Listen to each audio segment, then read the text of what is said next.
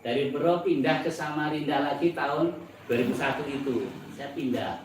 Nah, pindah saya masih santai. Malah ketemu orang-orang yang menurut saya waktu itu ini kayaknya bagus ini jadi teman ini, yaitu orang Banten sebagai ya dukun sakti dikatakan waktu itu. Wong dia pernah hilang di Sungai Nyamuk sana 7 tahun, 6 tahun sampai rambutnya panjang, dia cerita itu. Kemudian dia kembali ke Banten dan bisa ngomong tuh, akhirnya bisa kembali jadi orang yang bisa mengobatin gitu loh ceritanya itu.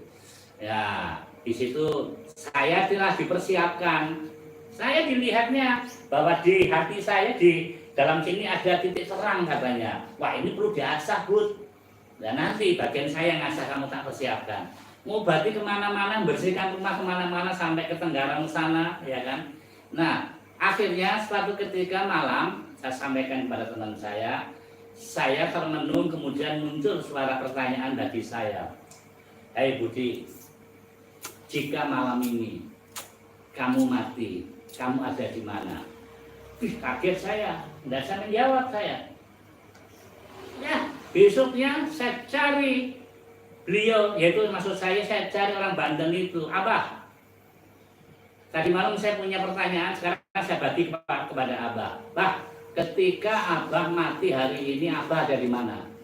Dia nggak tahu Bud saya. Bagianku hanya berbuat baik aja. Loh kalau sampai nggak tahu, tak ikuti ya saya keliru. Begitu jemaat. Ya akhirnya saya putuskan untuk tidak mengikuti. Opo-opo jimat-jimat yang dikasih ke saya tak pulangkan. Dulu saya pakai jimat dulu. Jadi taruh di sini saya itu jimat. Jadi katanya kalau ada apa-apa dia tahu dan dia belain. Ya saya pakai, saya terapkan sepertinya saya percaya waktu itu. Apa yang terjadi besok malam sudah tahu saya. Nah begitu akhirnya apa? Saya pulangkan.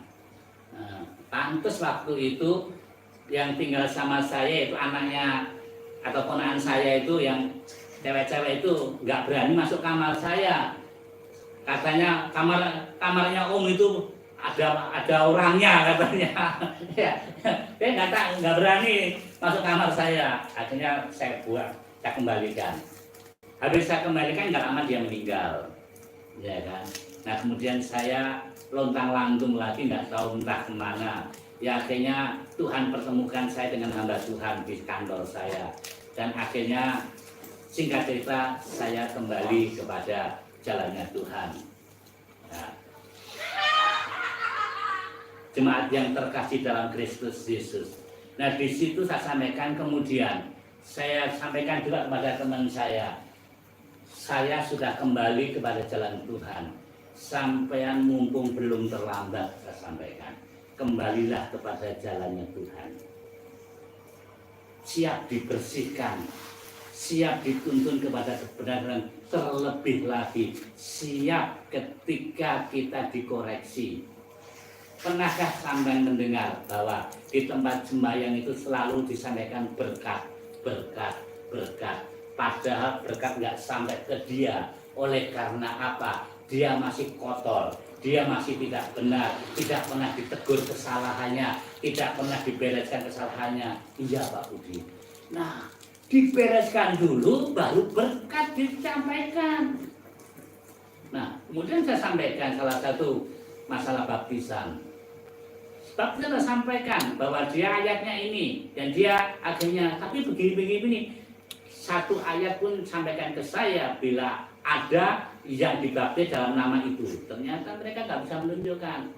Saya bukakan yang pertama, kunci kerajaan surga itu diberikan kepada Petrus. Petrus baru membuka dalam khotbahnya di Kisah Para Rasul 2 itu bahwa masalah baptisan dalam nama Tuhan Yesus Kristus itu tertulis di Kisah Para Rasul 2 ayat 38 tak tunjukkan. Yang 39 bagi kamu, bagi anak-anakmu, bagi yang jauh. Nah itu artinya dia nggak berbangga jemaat yang terkasih. Nah itulah sebabnya saya sampaikan kenapa saya ngomong kesampaian supaya saya tidak hutang darah. Betul Pak Budi. Ya. Dia sempat istrinya, kemudian selang dia punya anak satu dicerai. Terus ada istri yang saat ini ada sama kita anaknya 4. banyak betul, gitu. Makanya saya dibersihkan. Diakhiri